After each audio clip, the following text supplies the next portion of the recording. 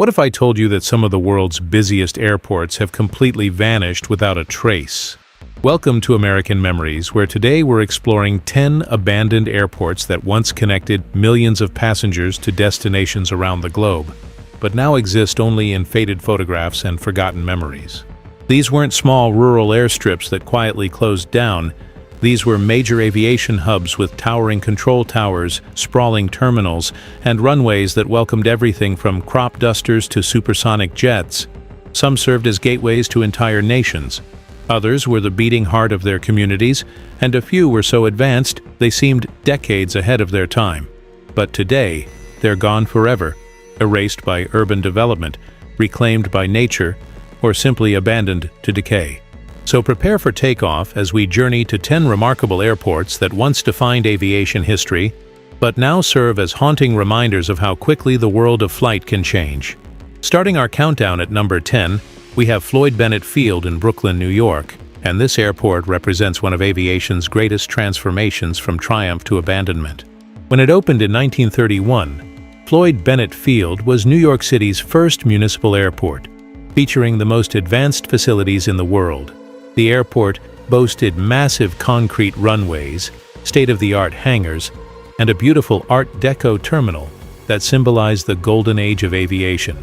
This wasn't just another airport. Floyd Bennett Field was where aviation legends were born. Wiley Post began his record-breaking solo flight around the world from this very location. Howard Hughes landed here after setting transcontinental speed records. The airport served as the launch point for countless pioneering flights that pushed the boundaries of what was possible in the sky. But Floyd Bennett Field's glory days were surprisingly brief.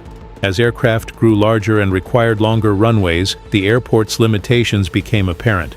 The rise of LaGuardia and later John F. Kennedy airports drew commercial traffic away, and by 1941, just 10 years after opening, Floyd Bennett Field ceased commercial operations.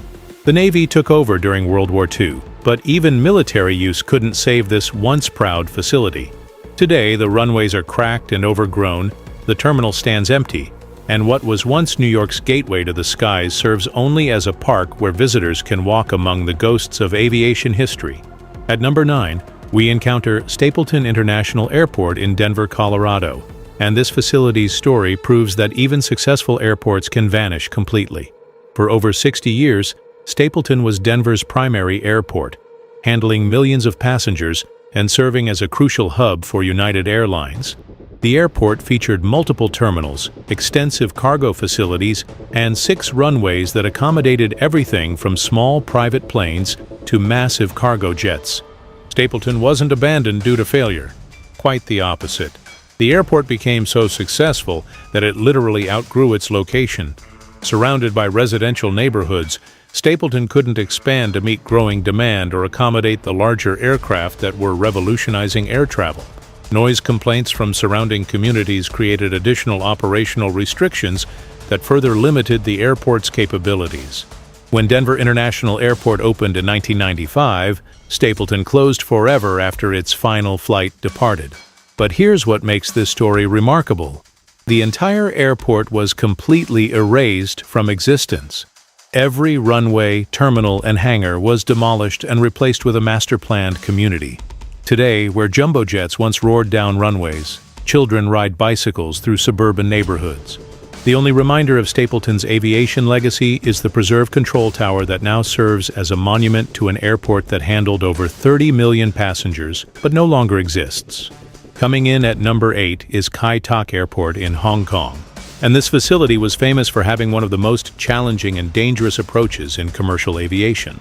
Located in the heart of Hong Kong's urban area, Kai Tak required pilots to navigate between towering skyscrapers before making a dramatic right turn just seconds before touchdown. The approach was so notorious that it became known as the Kai Tak heart attack among pilots worldwide. Despite its challenging location, Kai Tak was incredibly busy, serving as the primary gateway to Asia for decades. The airport handled massive Boeing 747s and other wide-body aircraft on a single runway that extended into Victoria Harbor, on reclaimed land. Passengers could literally see into apartment windows during their final approach, making Kai Tak one of the most memorable airport experiences in the world. But Kai Tak's unique location that made it famous also sealed its fate. The airport couldn't expand due to surrounding mountains and urban development, and the dangerous approach became increasingly problematic as air traffic increased. When the new Hong Kong International Airport opened at Chek Lap Kok in 1998, Kai Tak closed immediately after 73 years of operation. Today, the former runway serves as a cruise ship terminal, but the iconic approach pattern and dramatic landings that made Kai Tak legendary are gone forever, existing only in the memories of pilots and passengers who experienced one of aviation's most unique airports. Number 7 brings us to Meigs Field in Chicago, Illinois, and this airport's destruction remains one of the most controversial and dramatic airport closures in aviation history. Located on Northerly Island, just off downtown Chicago's lakefront, Meigs Field was perfectly positioned to serve business travelers and private aircraft. The airport featured a single runway and served as a crucial reliever facility for Chicago's major airports. Meigs Field wasn't just convenient, it was beloved by the aviation community. The airport offered stunning views of the Chicago skyline and provided quick access to the city center that no other facility could match. Corporate executives, politicians, and aviation enthusiasts all relied on Meigs Field for its unique location and efficient operations. But Meigs Field became the center of a heated political battle between Chicago's mayor and the aviation community. In March 2003, Mayor Richard Daley ordered crews to destroy the runway in the middle of the night without warning, stranding several aircraft that were parked at the airport. The dramatic destruction involved bulldozers carving giant X patterns into the runway, making it unusable overnight. The mayor claimed the closure was necessary for security reasons and to create parkland, but many suspected it was simply to eliminate a facility he had long opposed. Today, Meigs Field has been completely erased and replaced with a nature preserve, but the controversial manner of its destruction ensures it will be remembered as one of aviation's most dramatic and sudden losses. At number 6, we encounter Berlin Tempelhof Airport in Germany, and this facility represents one of aviation's most architecturally significant losses. Built by the Nazi regime in the 1930s, Tempelhof featured one of the largest buildings in the world, a massive terminal complex that could accommodate the largest aircraft of any era. The airport's distinctive canopy design and enormous scale made it an architectural marvel that influenced airport design worldwide. Tempelhof gained international fame during the Berlin airlift of 1948-1949, when Allied forces used the airport to supply West Berlin during the Soviet blockade. For nearly a year, aircraft landed at Tempelhof every few minutes, delivering food, fuel, and supplies to keep the city alive. The airport became a symbol of freedom and determination, proving that aviation could overcome even the most challenging political obstacles.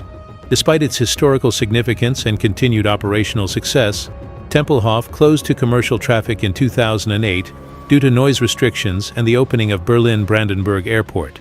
The massive terminal building still stands, but the runways that once welcomed everything from transport aircraft during the airlift to modern commercial jets are now silent.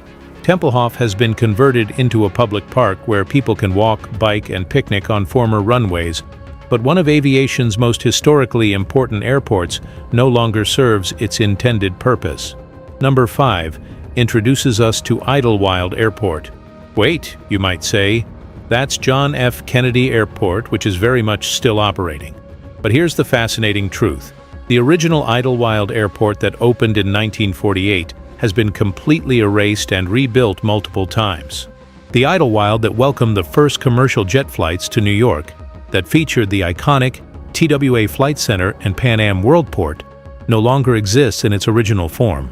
The original Idlewild was designed for propeller aircraft and featured a unique layout with separate airline terminals scattered around the airport's perimeter. Each airline built its own distinctive terminal, creating an architectural showcase that represented the glamour and optimism of the jet age. The TWA terminal, designed by Eero Saarinen, looked like a bird in flight and became one of the most photographed buildings in the world. But as aircraft grew larger and passenger volumes increased, the original Idlewild layout became inefficient and outdated. Terminal after terminal was demolished and replaced, runways were extended and reconfigured, and the entire airport was gradually transformed. While JFK Airport continues to operate on the same site, the original Idlewild Airport, with its distinctive terminals and mid-century modern design aesthetic, has been almost entirely erased. The glamorous airport that symbolized the dawn of the jet age exists now only in vintage photographs and nostalgic memories of aviation's golden era. At number 4, we have Munich-Riem Airport in Germany. And this facility's story demonstrates how even well-designed, successful airports can become obsolete. Munich-Riem served as Bavaria's primary airport for decades, featuring modern terminals, efficient operations, and excellent connections to downtown Munich. The airport handled millions of passengers annually and was considered one of Europe's better-designed facilities. Munich-Riem's location near the city center made it incredibly convenient for travelers, and the airport developed a reputation for punctuality and efficiency that made it popular with both airlines and passengers. The facility expanded multiple times to accommodate growing traffic and larger aircraft, proving that it was operationally successful and financially viable. But Munich-Riem fell victim to the same urban encroachment that claimed many city center airports. Surrounded by residential development, the airport faced increasing noise restrictions that limited operations and prevented further expansion. When Munich Airport opened at a new location in 1992, Munich-Riem closed immediately after decades of successful operation. Today, the former airport site has been completely redeveloped as a residential and commercial district. The runways where Lufthansa jets once departed for destinations around the world are now covered by shopping centers, office buildings, and apartment complexes, erasing all traces of what was once one of Europe's busiest airports. Coming in at number 3 is one of aviation's most poignant losses, Ellinikon International Airport in Athens, Greece. This airport served as Greece's primary international gateway for over 60 years, welcoming millions of visitors to ancient Athens and the Greek islands. Ellinikon featured multiple terminals, extensive facilities, and the infrastructure to handle the largest aircraft in service. The airport gained international attention during the 2004 Summer Olympics when it served as the primary arrival point for athletes, officials, and spectators from around the world. Ellinikon's location near central Athens and the Mediterranean coast made it not just functional but genuinely scenic, with passengers enjoying views of both the city and the sea during their arrivals and departures. But Ellinikon's story took a dramatic turn after the 2008 financial crisis devastated Greece's economy. The new Athens International Airport had already replaced Ellinikon as the city's primary facility, leaving the old airport without a clear purpose. Economic constraints prevented redevelopment, and the once bustling facility was simply abandoned. Today, Ellinikon stands empty and decaying, its terminals filled with broken glass and graffiti, its runways cracked and overgrown with weeds. The airport that once symbolized Greece's connection to the world has become a haunting monument to economic collapse, with nature slowly reclaiming what was once one of Europe's busiest aviation hubs. Number 2 brings us to one of the most dramatic airport disappearances in aviation history, the original Los Angeles International Airport Terminal Complex from the 1930s through 1960s. While LAX continues to operate and expand today, the original airport that defined Los Angeles aviation has been completely erased by decades of reconstruction and modernization. The original LAX featured the iconic theme building with its distinctive space-age architecture, the elegant terminals that welcomed Hollywood stars and international dignitaries, and the palm tree-lined approaches that made arriving in Los Angeles feel like entering paradise. This was the airport that served as backdrop for countless movies and television shows that defined the glamorous image of air travel in America's entertainment capital. But the original LAX couldn't accommodate the massive growth in air travel that transformed Los Angeles into a global city. Terminal after terminal was demolished and replaced, runways were extended and multiplied, and the entire airport was gradually rebuilt around ever-increasing passenger volumes. The graceful human-scaled airport that epitomized mid-century modern design was replaced by a massive, efficient complex, optimized for moving millions of passengers as quickly as possible. While some elements like the theme building have been preserved, the original LAX airport experience, the sense of arrival, the architectural elegance, the human scale that made air travel feel special, has been lost forever. Today's LAX is undoubtedly more functional, but the airport that made Los Angeles synonymous with glamorous air travel exists now only in old Hollywood films and faded photographs. Finally, at number 1, we have the most comprehensive airport disappearance of all, the entire network of smaller municipal airports that once served communities across America. In the 1940s and 1950s, nearly every American city of any size had its own municipal airport with scheduled airline service.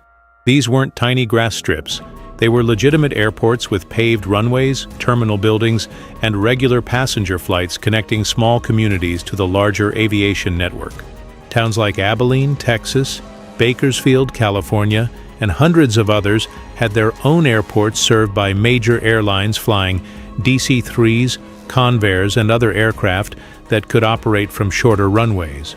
These airports were community gathering places where families came to watch planes arrive and depart, where local businesses relied on air connections for commerce, and where aviation felt accessible to ordinary Americans living outside major metropolitan areas. But as airlines shifted to larger, more efficient aircraft that required longer runways, these smaller community airports became obsolete overnight. The jets that revolutionized air travel couldn't operate from the shorter runways that served smaller cities, forcing airlines to consolidate operations at fewer, larger airports. One by one, these community airports lost their airline service, and many were eventually closed and redeveloped. Today, most of these airports have vanished completely. Shopping malls, housing developments, and industrial parks cover runways where passengers once boarded flights to distant cities.